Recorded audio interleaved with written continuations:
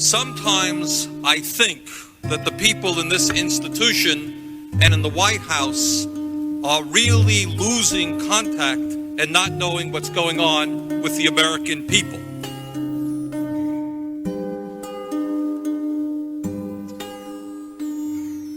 The American people hold the President of the United States in contempt. They hold this institution in contempt. They hold the Republican Party in contempt. They hold the Democratic Party in contempt.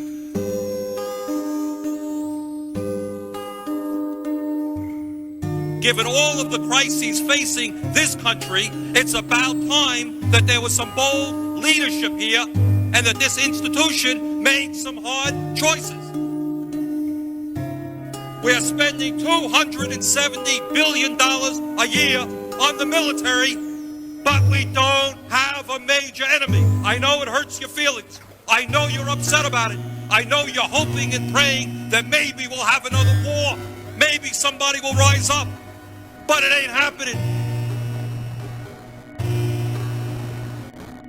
The Soviet Union doesn't exist. The Warsaw Pact is through. Who are you worried about? Iraq? Panama? Who are you worried about? I'll tell you who I'm worried about. I'm worried about the fact that our workers are seeing a decline in their standard of living. They want to see our industry be rebuilt.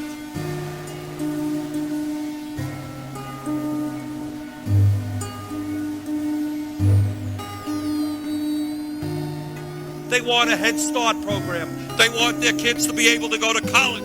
They want to wipe out the fact that 5 million children in this country go to bed hungry. They want child care for their kids.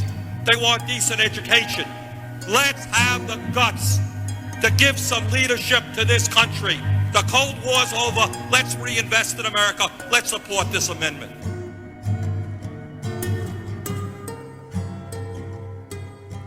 Let's support this amendment. Let's support this amendment.